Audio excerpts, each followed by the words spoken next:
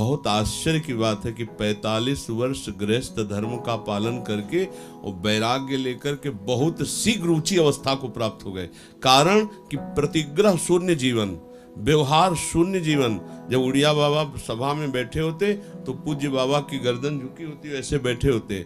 तो कभी कभी बाबा कहते, पंडित जी, गिरिराज वाले पंडित जी खड़े हो जाओ, तो खड़े।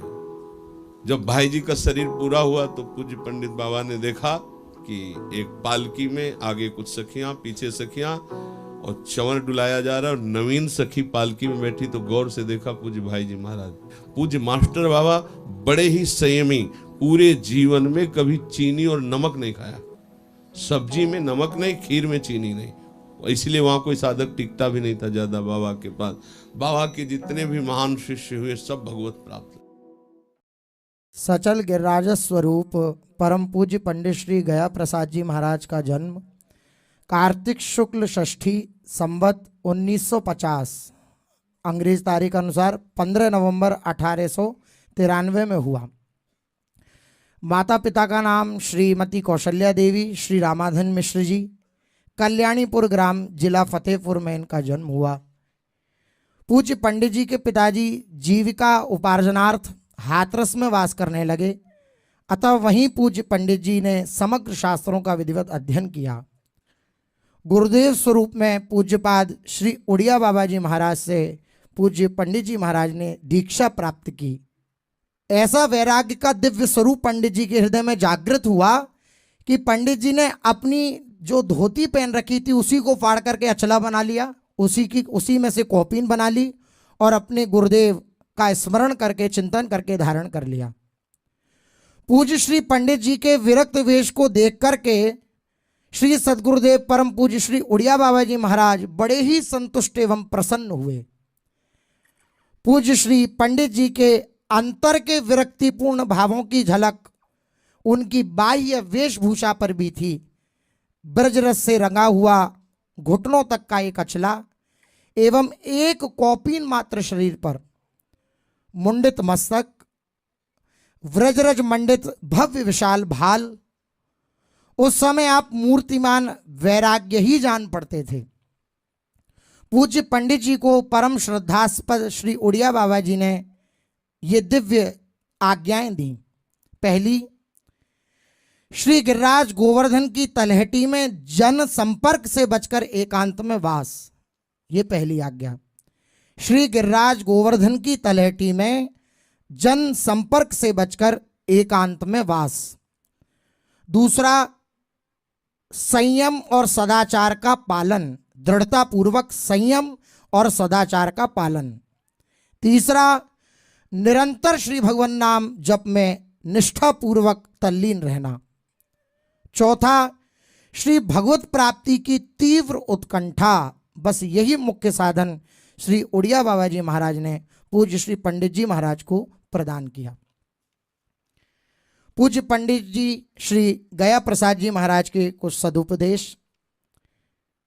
पूज्य पंडित जी अपने निज जनों को कहा करते, जा दिनासों श्री सदगुरु की शरण प्राप्त भई, वाही दिनासों नयो जन्म माने। या नूतन जन्म को श्री भगवत प्रेम प्राप्ति के द्वारा सफल बनावे। जा दिनासों श्री सदगुरु की शरण प्राप्त भई, वाही दिनासों नयो जन्म माने। या नूतन जन्म को श्री भगवत प्रेम प्राप्ति के द्वारा सफल बनावे। श्री भगवत प्रेम के लिए आवश्यक है कि यह जीवन अब श्री सद्गुरु भगवान की आज्ञा अनुसार श्री भगवत भजन के लिए ही बने, उनकी आज्ञा अनुसार ही ढले, उनकी आज्ञा अनुसार ही जीवन चले, पवित्र बने। अपने शरीर, वाणी एवं मन द्वारा शुद्ध पवित्रतम कर्म ही बने, कोई अपवित्र कर्म ना बन पावे। भूल न देहूं कुमारक पाऊं, ऐसा पंडित जी कहते। श्री भगवत राज्य में क्रिया को इतना महत्व नहीं है जितना महत्व उद्देश्य को है। श्री भगवत राज्य में क्रिया को उतना महत्व नहीं है जितना महत्व उद्देश्य को है। ये जो प्रारब्ध है ये भगवत राज्य में प्रवेश ना कर सके। श्री भगवान की माया के राज्य में ही या प्रारब्ध को प्रवेश है। भगवान के राज्य में प्रवेश इस प्रारब्ध को ना है, अर्थात भगवान का राज्य नाम रूप लीला धाम से जो जुड़ा रहता है वो भगवत राज्य में ही प्रवेश पा चुका है। उसके ऊपर प्रारब्ध का कोई असर नहीं पड़ता, कोई प्रभाव नहीं दिखाता उसके ऊपर प्रारब्ध का आंतरिक भाव ये है कि ये मायाकृत शरीर पर ही प्रारब्ध का प्रभाव है। कोई ऐसा ना सोचे कि हमारे प्रारब्ध में होगा तो हम भजन कर लेंगे। नाम रूप लीला धाम ये प्रारब्ध के अधीन नहीं है। प्रारब्ध का प्रयोग केवल माया मात्र में है। माया का रचा हुआ केवल ये शरीर है। प्रारब्ध शरीर पे अपना प्रभाव दिखा सकता है। प्रारब्ध के अनुसार ना भजन होता है, ना प्रारब्ध से भजन रुकता है।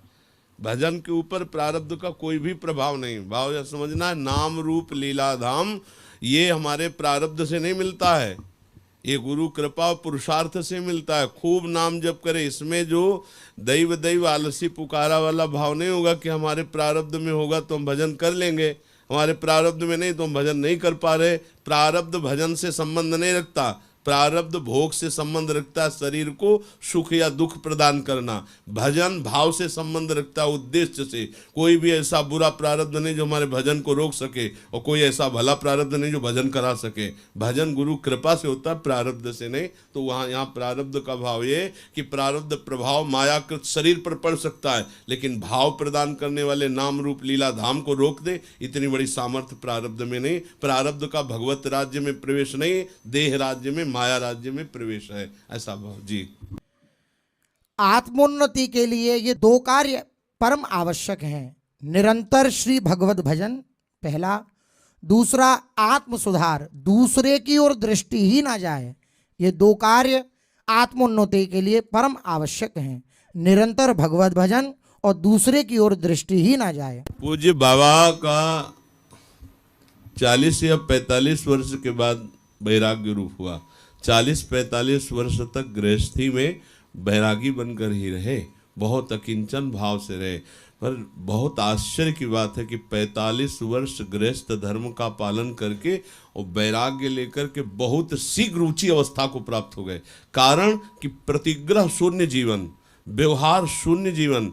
महान सिद्ध संत श्री उड़िया बाबा जी की आज्ञा पर अक्षरशः चलने वाले। बाबा कभी प्रश्न नहीं किए। जब उड़िया बाबा सभा में बैठे होते तो पूज्य बाबा की गर्दन झुकी होती, ऐसे बैठे होते। तो कभी कभी बाबा कहते, पंडित जी, गिरिराज वाले पंडित जी, खड़े हो जाओ। तो खड़े, आप समझे जो हम कह रहे थे? तो कहते, महाराज जी आप समझा दिए। तो का समझे आप बताओ। जो बाबा बोले उसका सार खड़े होकर के पूज्य महाराज जी। एक दिन पूज्य बाबा के मन में आया कि गुरु हमने मान लिया, क्या बाबा ने हमको शिष्य माना? ये हृदय की बात होती है कि संबंध तो ये है, पर बाबा ने क्या हमें शिष्य माना? ये हम कैसे प्रमाणित माने कि गुरुदेव ने हमें स्वीकार कर लिया? अगर गुरुदेव अपने गले की माला उठा, एक रुद्राक्ष की माला थी, अगर उतार कर हमारे गले में डाल दे तो मान लेंगे कि हमारे गुरुदेव ने मुझे स्वीकार कर लिया। अब पंडित जी आओ, माला पहनोगे? बाबा सोच के ही गिरिराज जी से आए, उतारी माला पहनाए। जब भाई जी का शरीर पूरा हुआ तो पूज्य पंडित बाबा ने देखा कि एक पालकी में आगे कुछ सखियां, पीछे सखियां, और चंवर डुलाया जा रहा है, और नवीन सखी पालकी में बैठी। तो गौर से देखा पूज्य भाई जी महाराज। यहाँ से जब वहाँ के जन आए थे तब बताया था बाबा ने कि हमने देखा भाई जी वृंदावन आए हैं सहचरी वपु धारण करके। बड़ा दिव्य भजन का तेज पूज्य बाबा का। अब आश्चर्य कि 45 वर्ष तक गृहस्थ धर्म में पुत्र भी हुए महान भागवताचार्य। उनके शायद बाबा के पौत्र इस समय पीयूष जी नाम के भागवताचार्य के रूप में हैं। बाबा के जो शरीर से पुत्र प्रकट हुए, बड़े ही सुंदर भगवत चर्चा करने वाले। तो हमें ये आश्चर्य की बात है कि गृहस्थ धर्म में पुत्र परिवार से युक्त होते हुए जब वैराग्य लिया तो ऐसे महापुरुष बने जो हमारे विरक्तों के मुकुटमणि हैं, जो हमारे विरक्तों के आश्रयदाता हैं।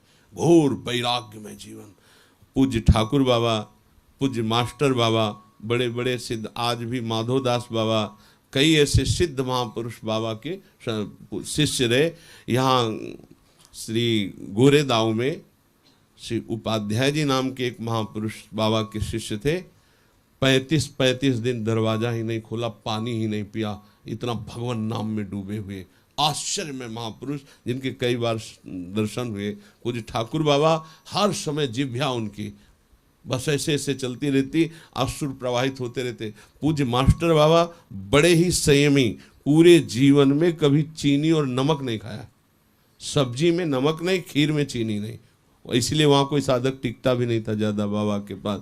बाबा के जितने भी महान शिष्य हुए सब भगवत प्राप्त, क्योंकि गुरु के आचरण और उपदेश शिष्य को महान बनाते हैं। पूज्य उड़िया बाबा का उपदेश पूज्य बाबा को ऐसे चलते फिरते साक्षात ब्रजमंडल में गिरिराज जी माने गए बाबा, हर समय भाव में डूबे रहते थे। एक बार देखा एक ब्रजवासिनी मैया माथे पे टोकरी गोबर की रखे और लाला को ऐसे अंगुली पकड़ाए लिए, साक्षात यशोदा मैया और नंद नंदन को देखा भाव में, बाबा विकल हो गए। कोई भी संत दिखा, बाबा साष्टांग दंडवत, बाबा साष्टांग दंडवत, किसी भी कोई बच्चा चला जाए कोई संत तो साष्टांग दंडवत। एक बार ये सपेरा जन वहाँ तो बाबा ने साष्टांग दंडवत की, तो मास्टर बाबा ने कहा कि बाबा ये संत नहीं, ये तो सपेरा जन है। तो उनका तुम्हें सपेरा नजर आ रहा? अरे भगवान आए, संत आए। एक बार बाबा को भिक्षा करा लिए, एक ब्रजवासी ले गए, तो बाबा के घर में गुरु रूप से छवि रखी थी, खूब श्रृंगार किए हुए थे। तो बाबा 20 वर्ष हो गए थे, कभी दर्पण नहीं देखा था। तो बाबा ने देखा, बोले इतने महान वैष्णव की आप सेवा करते हो, साष्टांग दंडवत हुई अपनी छवि की, और कहा इन संत के दर्शन कहाँ होंगे? तो सब ब्रजवासी हंस रहे थे, बोले बाबा ये आपकी ही तो छवि, 20 वर्ष कभी बाबा ने दर्पण नहीं देखा, बस ऐसे ही रज ऐसे लगा लेते माथे पे, अकिंचन भाव से। ये टाटा बिरला बड़े बड़े घुटने टेके बैठे थे कि कोई सेवा बाबा। एक बार रामचंद्र डोंगरे जी महाराज ने कहा कि आज हम बिना कुछ दिए नहीं जाएंगे, आपको लेना पड़ेगा, हट है हमारी, आपको लेना पड़ेगा। तो बाबा ने एक ब्रजवासी बैठे थे, उनसे कहा अच्छा 100 रुपया इनको दे दो, ब्रजवासी को 100 रुपया दे दो। तो उन्होंने कहा हम इतने में निहाल हो गए, आपने आदेश कर दिया। ऐसे अकिंचन भाव, कभी कुछ प्रतिग्रह नहीं। और लक्ष्मी नारायण मंदिर जो गिरिराज जी में विराजमान है मुखारविंद, तो एक छोटी सी कुटिया है, बाबा की अब भी कुटिया है वहीं, और वहाँ लिखा था स्त्री प्रवेश और दर्शन निषेध। और गृहस्थी में रहकर बाबा आए थे और ऐसा भजन किया कि संपूर्ण ब्रजमंडल बाबा के भजन और वैराग्य के अधीन रहा। तो इन महापुरुषों की कृपा से ही अपने लोगों के हृदय में थोड़ा कुछ संसार से वैराग्य, प्रभु से अनुराग हो सकता है। हम इन महापुरुषों से विनय करें कि इनकी कुछ कृपा हमारे ऊपर हो जाए, हम भी शरीर और संसार के राग का त्याग करके जैसे ये प्रभु से प्रेम करते हैं ऐसे हम प्रियालाल से प्रेम कर पावे। इन सब महापुरुषों की कृपा से निश्चित हमें प्रियालाल की प्राप्ति होगी, निश्चित प्रियालाल का प्रेम प्राप्त होगा। परम पूज्य प्रातः स्मरणीय श्री पंडित गया प्रसाद जी महाराज की जय।